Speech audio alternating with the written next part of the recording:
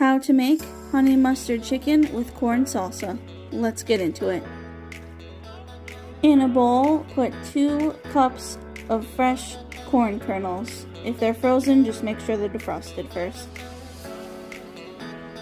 Next, you want to cut up half of 1 red onion.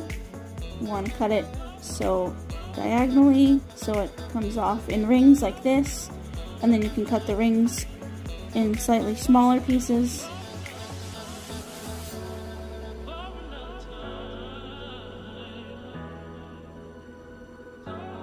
Break them apart with your fingers and then add the pieces of onion to your corn.